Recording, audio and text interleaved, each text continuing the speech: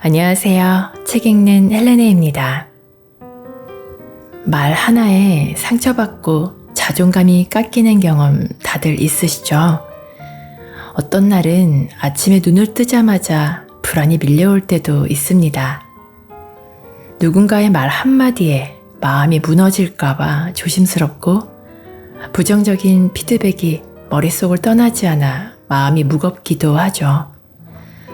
사람들이 나를 어떻게 볼까 신경 쓰이고 겨우 집에 돌아와서도 하루를 되짚으며 자책에 빠지기도 합니다.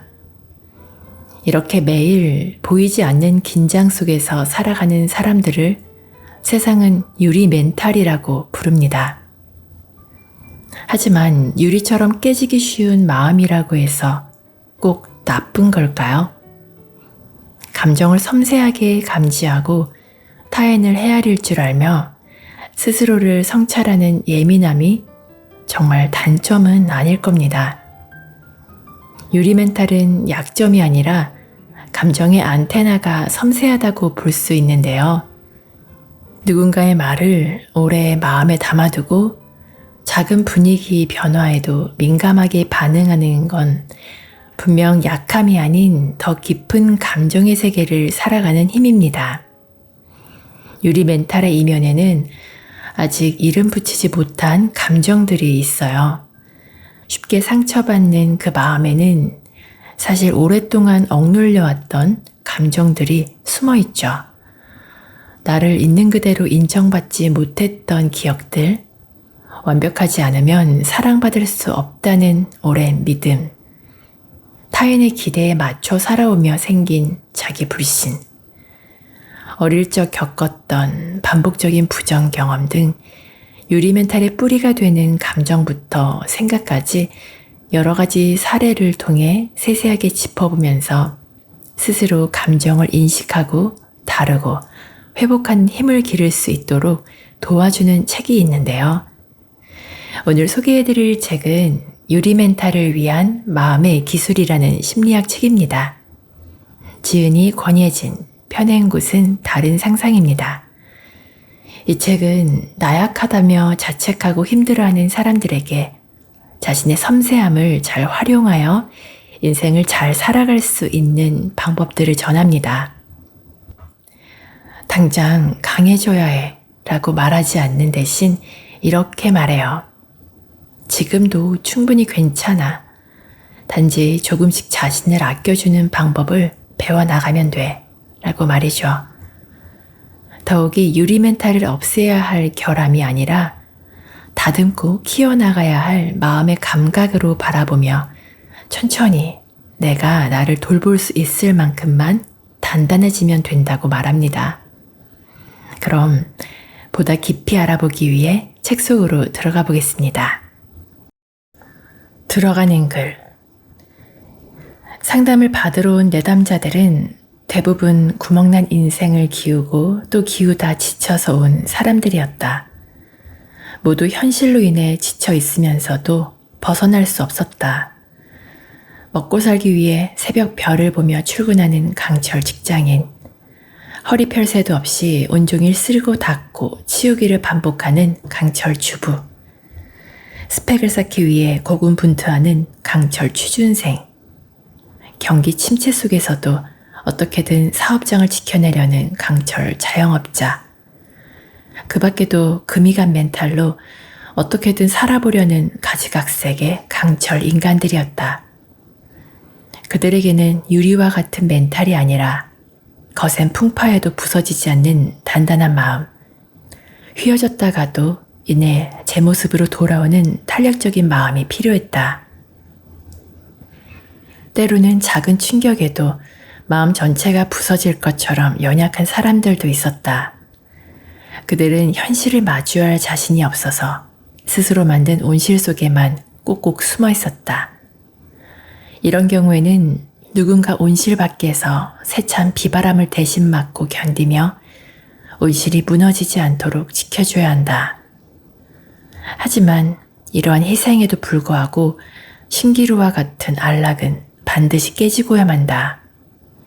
언제까지나 온실 속에 숨어 살 수는 없다. 어차피 마주해야 할 현실이라면 하루라도 빨리 마음을 굳게 먹어야 한다. 인정하든 인정하지 않든 간에 우리는 모두 현실에 속한 사람들이다. 그런 우리에게 필요한 건 현실에 걸맞은 마음이다. 현란하지만 허황된 위로나 조언은 현실에 도움이 되지 않는다. 그보다는 조금 씁쓸하고 따끔해도 사실을 있는 그대로 마주해야 한다. 얼마간 실망이 뒤따를 수도 있지만 회피와 냉소로 물러서지 말고 의젓하게 마음을 다잡아야 한다. 피단결 같은 인생은 없다. 멀리서는 곱고 화려해 보여도 가까이에서 보면 여기저기 구멍이 숭숭 나 있다. 어쩌면 인생은 시작되는 순간부터 조금씩 누더기로 변해가는 건지도 모른다. 약간의 용기로 이 사실을 마주한다면 그때부터는 기우고 덧대고 빨아서 쓰느라 너덜너덜해진 흔적이 짠하고 대견하게 느껴질 것이다. 사는 게 지겹다는 것은 사람의 착각이다. 삶은 단 한 번도 반복된 적이 없다. 오히려 우리는 매번 새로운 현실 앞에서 당황하고 실수한다. 그러니 인생이 누더기가 되는 건 지극히 당연하다. 이렇게 서툴지만 살아보려 애썼던 생의 흔적을 조금은 애정어린 시선으로 바라봤으면 한다. 잘 빨아쓰겠다는 마음으로 함께 살아보자.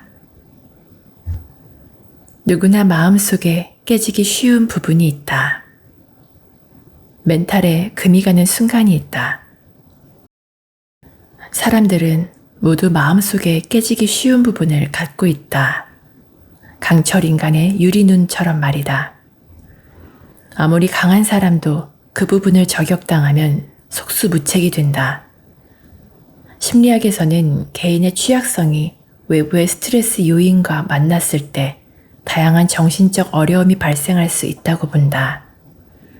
같은 스트레스를 받고도 사람마다 다양하게 반응하는 이유는 저마다 갖고 있는 취약성이 달라서다.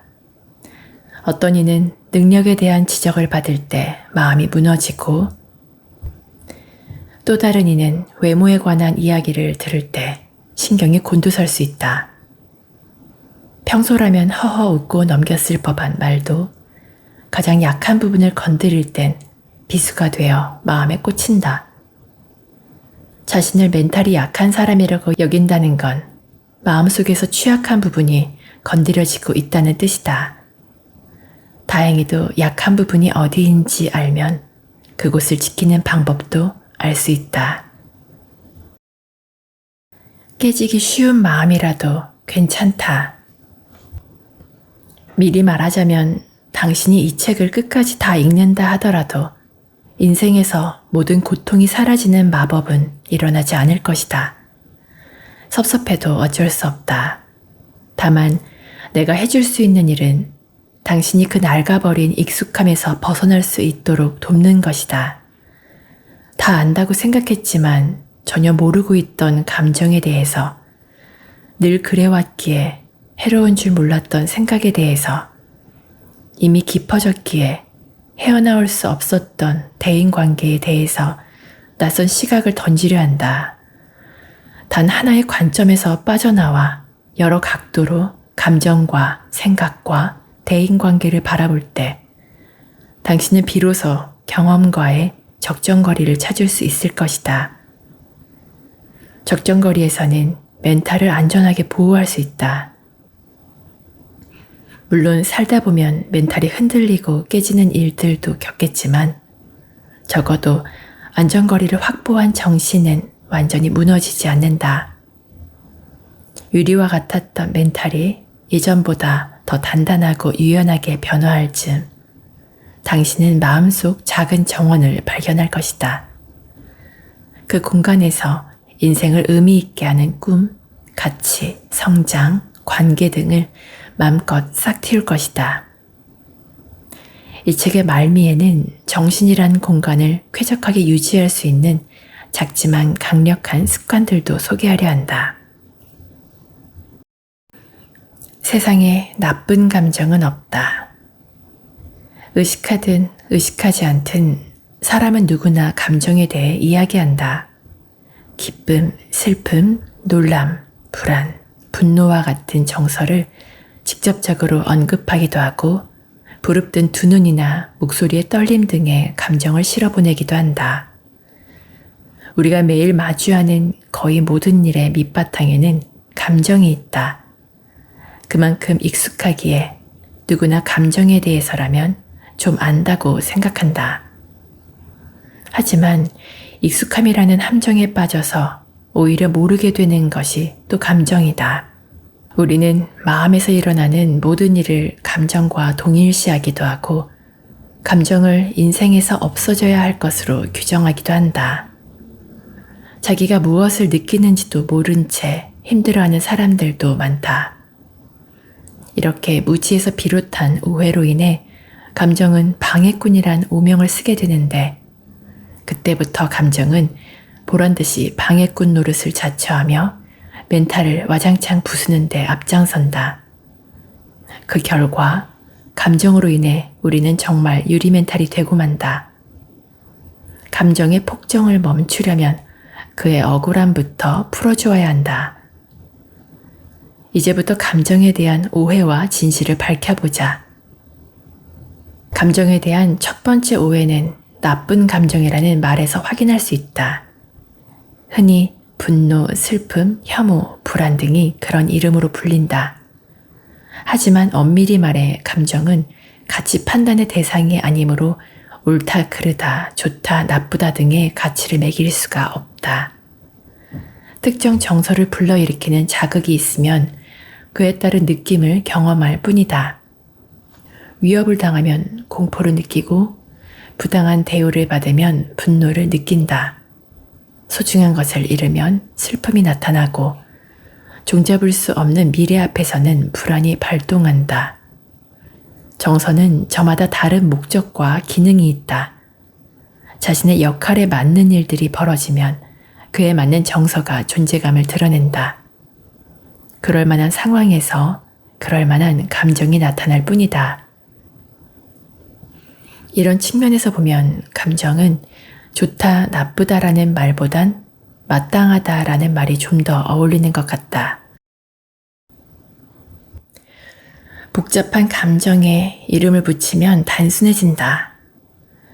감정을 무시하지도 말고 참지도 말고 터뜨리지도 말아야 한다고. 그럼 도대체 감정을 어떻게 다뤄야 우리의 멘탈을 건강하게 보존할 수 있을까? 크게 두 단계, 즉 알아차리기와 상징화를 거치면 된다. 첫째, 알아차리기. 감정은 일련의 현상으로 경험된다. 예를 들어 중요한 발표를 앞둔 사람은 심장박동이 빨라지고 손에 땀이 나는 신체적 변화를 경험할 수 있다. 동시에 머릿속에서는 온갖 불길한 메아리가 울려 퍼질 것이다. 망신당할 거야, 실패하고 말 거야 라는 생각과 함께 최악의 시나리오가 빠르게 펼쳐질 수도 있다. 대개 이 패턴은 특정 상황, 신체적 느낌, 머릿속을 스쳐가는 짧은 생각으로 나타난다. 이러한 과정을 알아차리는 것이 바로 감정을 자각하는 일이다. 어떤 일이 생겼을 때 몸의 변화는 어떠한지, 마음에서는 어떤 일들이 일어나는지를 바라보는 작업이다.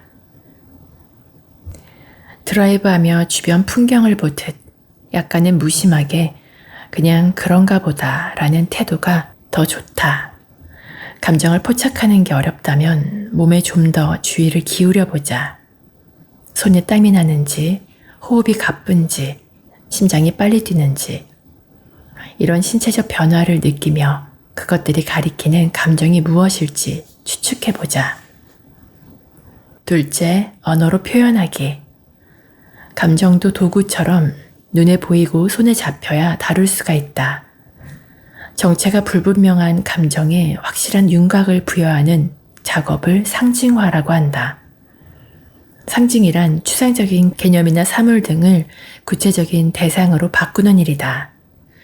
우리가 사용하는 언어는 대표적인 상징물이다. 예를 들어 오늘 아침에 사과를 먹었다라고 치자. 만약 언어를 사용하지 않는다면 턱의 움직임, 아삭아삭한 청각 자극, 혀에 닿는 새콤달콤한 액체와 미각의 각성, 덩어리가 목구멍을 눌러 지나갈 때의 압력 등의 산발적인 감각만이 우리를 스쳐갈 것이다. 이마저도 언어로 표현할 수밖에 없지만 이렇게 생화학적 작용이나 감각 수준에서는 어떤 사건을 하나의 통합된 경험으로 받아들일 수 없다. 그래서 우리는 출렁이는 감정을 언어라는 그릇에 담아야 한다. 그릇에 담긴 감정은 소화하기가 쉽고 다른 사람과 함께 나누기도 좋다. 심리 전문가들은 상징화 작업을 돕기 위해 감정에 이름을 붙이라고 조언한다. 불안, 공포, 분노와 같이 간단한 이름도 좋고 발표를 앞두고 손에서 땀이 뚝뚝 떨어질 정도로 긴장했다처럼 상황과 현상을 좀 더 구체적으로 설명해도 좋다. 그 감정과 관련된 시각적 이미지, 분위기, 냄새도 말해보자. 글로 끄적여도 좋다. 작업을 마친 후에는 쭉 훑어보자. 당신을 제압하려 했던 것의 실체가 어떤가? 막연하게 두려워했던 것보다 훨씬 감당할 만한 크기가 되었을 것이다. 다시 같은 상황과 현상과 감정을 느끼게 된다면 더욱 의연하게 다룰 수 있을 것이다. 비교를 내게 유익한 방향으로 사용하는 법. 마음에도 자세가 있다. 우리는 나름의 방식으로 세상을 인식하고 설명해서 받아들인다. 마음의 자세는 일종의 사유 과정으로 우리의 생각, 관점, 가치관 등으로 나타난다. 마음의 자세는 겉으로는 잘 드러나지 않지만 우리가 매일 크고 작은 경험을 받아들이고 처리하는 데 영향을 미친다. 이러한 일상이 모여 한 달, 1년, 10년이 되고 인생은 자세가 남긴 자취를 따라 펼쳐진다. 사람의 생각은 매일 보고 듣는 것을 재료로 삼아 형성된다. 제 아무리 자세를 바르게 하려고 해도 정신을 쏙 빼놓는 것들에 둘러싸여 있으면 별 수 없다. 마음의 자세를 흐트러뜨려서 멘탈을 해치는 삐딱한 생각들이 있는데 그것 중 하나는 비교 의식이다. 예로부터 사람의 마음을 후벼 파는데 비교만한 것은 없었다. 놀랍게도 골칫거리로 보이는 비교에는 나름의 순기능이 있다. 인간이 사회적 동물로서 살아남기 위해 가장 먼저 하는 일은 나와 남을 비교해가며 유사점을 찾는 것이다. 우정은 공통의 관심사를 가진 사람들 사이에서 형성되기 때문이다. 차이점을 파악하는 능력은 상호작용을 더욱 정교하게 만든다. 나와는 달리 그가 싫어하는 것을 알아야 상대에게 불쾌감을 주는 일을 피할 수 있다. 비교의 영역을 넓히면 좀 더 많은 사람과 자기 모습을 견주어 볼 수 있다. 이러한 과정에서 세상이 돌아가는 일반 법칙을 읽어내고 그 속에서 자신은 어디쯤 서 있는지 감을 잡아간다. 게다가 우리는 비교를 통해 성장하기도 한다. 뜻밖에도 비교는 이따금 우리를 위로한다. 심리적 문제는 지극히 개인적이다. 그래서 당사자가 그 문제를 꺼내어 공유하기 전까지는 개인의 것으로만 머물러 있다. 비교선상에 올라서 본 적 없는 심리적 문제는 나만 유별나다, 나만 모자라다, 나만 불행하다와 같이 절대적인 것으로 오인되기 쉽고 이때 당사자의 고통은 극심할 수밖에 없다. 하지만 나만의 것이던 문제가 바깥 세상으로 나오면 타인의 것들과의 비교를 거쳐 새로운 옷을 입는다. 나만 힘들다고 생각했던 문제가 사실은 누구나 흔히 겪을 수 있는 일인 걸 보면서 적어도 내가 별종은 아니라는 생각에 묘한 안도감이 든다. 때로는 나와 같은 어려움을 겪고 있지만 나와는 달리 단순하게 반응하는 사람을 보며 문제 해결의 실마리를 얻기도 한다. 따라서 비교를 나에게 유익한 방향으로 사용하면 삶의 원동력이 되기도 한다. 지금 겪고 있는 일상의 고통이 나에게만 해당되는 것 같다는 생각으로 혼자만 앓으면 멘탈에 금이 간다. 누구나 겪을 수 있는 일이고 또 누구나 극복할 수 있는 일이라는 생각으로 헤쳐나가 보자. 나를 이해해야 타인을 이해할 수 있다. 우리는 대인관계에서 일어날 수 있는 위기들로부터 마음을 지키는 법에 대해 알아보았다. 이제는 자기 보호라는 수동적인 역할에서 벗어나서 한 발짝 더 나아가 보자. 주도권을 가지고 나의 멘탈을 위한 무기를 갖추면 언제 어디서나 능동적으로 건강한 관계를 만들어갈 수 있다. 모든 관계는 앓에서 시작된다. 우리는 첫 만남에서 통성명함으로써 미지의 영역에 있던 상대방을 앓의 영역으로 들여놓는다. 그 후로 몇 번의 대화를 통해 그의 관심사가 무엇인지 알아내고 그것이 자신의 관심사와 얼마나 겹치는지 파악하면서 공통 영역을 찾아간다. 상호작용이 긍정적인 방향으로 흘러가려면 상대가 어떤 처지에 있는지, 무슨 생각을 하는지, 어떤 기분을 느끼는지 등을 정확히 알아야 한다. 이때 필요한 것이 바로 공감 능력이다. 공감이라고 하면 시도 때도 없이 눈물을 흘리거나 아무 말에나 수긍하는 줏대없는 모습을 떠올릴 수 있는데 단순한 감정이입이나 무분별한 허용만으로는 공감을 설명할 수 없다.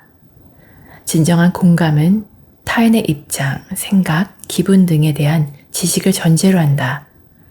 그래서 공감에 있어서 핵심은 뜨거운 가슴이 아니라 추론 능력이다. 타인의 표정, 어조, 말의 내용, 행동, 상황 등에서 포착한 단서를 바탕으로 눈에 보이지 않는 마음을 유추해야 하기 때문이다. 지식이 없는 공감은 성립할 수 없다. 타인을 향한 열정이 아무리 넘쳐도 정확한 지식이 없으면 감정은 엉뚱한 방향으로 흘러간다. 그건 공감이라기보다는 흥분에 가깝다. 상대에 대해 정확히 알기 위해서는 먼저 그 사람에게 관심을 기울여야 한다. 그렇다면 타인의 마음을 헤아리는 능력은 어디에서 올까? 이에 대해 연구하던 심리학자들은 자신을 이해하는 데 필요한 기술과 생리적 기전이 타인을 이해하는 데에도 똑같이 쓰인다는 점을 발견했다. 다시 말해, 자신의 마음을 잘 파악하지 못하는 사람은 타인의 마음 상태를 알아차리는 일도 서툴다. 자기에 대한 지식은 현실이라는 맥락 위에 쌓아 올려야 비로소 정확해진다. 보편적인 규칙, 합의된 질서, 두루 통하는 상식은 현실이 무엇인지 가늠하게 해주는 초석이다. 흠이 좀 있다고 또는 자기 마음에 안 든다고 초석부터 깡그리 깨부수다간 타인과의 관계를 쌓아 올릴 근간 자체를 잃을 수도 있다. 세상에 완벽한 건 없으니 적절히 수용하며 고쳐나가는 편이 안전하고 효율적이다. 무지 위에 쌓아 올린 관계는 모래성과 같다. 신용만 할 뿐 머지않아 쓰러진다. 견고한 관계는 나와 남에 대한 바른 지식 위에서 세울 수 있다. 마침을 통해서만 얻을 수 있는 것들. 시작을 망설이는 이들에게 건네는 조언은 많다. 조금은 생소하겠지만 나는 마침을 망설이는 사람들에게 한마디 건네려 한다. 이것은 일이라는 하드웨어에 대한 마지막 메시지이자 이 책에 대한 끝맺음이기도 하다. 유리처럼 약한 멘탈에서 단단한 멘탈로 거듭나기 위한 마지막 관문이다. 시작한 일을 마쳐야 하는 이유는 분명하다. 마침을 통해 얻을 수 있는 이득이 많기 때문이다. 시작과 끝 사이에는 과정이 있다. 우리는 모두 그 과정이라는 길을 달리는 중이다. 끝맺음이라는 목적이 분명한 사람은 나아가는 방향 또한 분명하다. 그는 좌절이 오더라도 그것을 견뎌내려는 마음의 태도를 취하게 된다. 이것을 심리학에서는 좌절 인내력이라고 부른다. 이 능력은 아주 어려서부터 일이 뜻대로 되지 않았을 때 또는 실패했을 때 거기서 오는 불편감과 좌절감을 마주하고 견뎌내면서 발달한다. 좌절 인내력이 발달한 사람은 아무리 고된 일도 아무리 지루한 일도 참아낼 수 있다. 하지만 좌절 인내력이 없으면 무언가 시작은 하더라도 절대 끝마칠 수 없다. 그 밖에도 마침을 통해서만 얻을 수 있는 고급 기술들이 있다. 마침을 통해 얻을 수 있는 또 한 가지는 책임감이다. 책임감은 이미 이 책 전반에서 다루어 왔지만 한 번 더 강조하더라도 전혀 지나치지 않다. 책임감은 단순히 성실한 사회인이 되고 말고를 결정짓는 요소가 아니다. 로고테라피에서는 책임감을 인간이란 존재의 본질로 본다. 오직 자기 삶을 책임지는 데서 존재의 의미를 파악할 수 있다는 것이다. 삶의 의미는 깊은 산골짜기에 들어가 상념에 잠긴다고 찾을 수 있는 것이 아니다.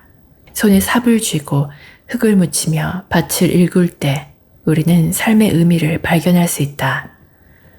다시 말해 일하지 않고 경험하지 않으면 결코 삶의 의미를 발견할 수 없다. 그리고 책임감을 훈련하는 가장 확실한 방법은 시작한 일을 마치는 것이다. 죽음을 앞두고 돌아봤을 때 당신의 인생은 어떤 모습을 하고 있을까?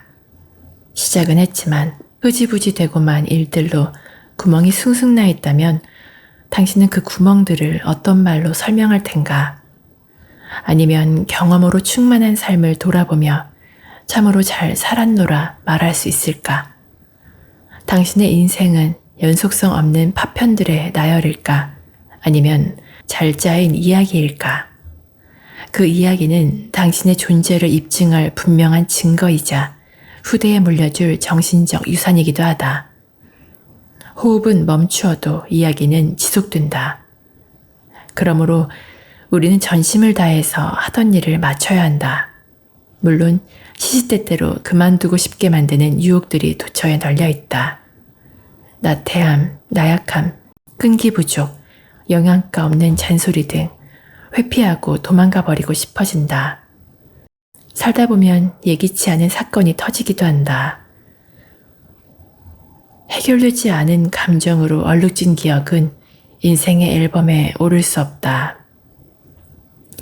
하지만 피치 못할 사정으로 중도의 일을 멈춰야 할 때도 책임감을 발휘하여 최선의 끝맺음을 짓는다면 그 이야기는 반듯하게 앨범 속 한 자리를 차지한다.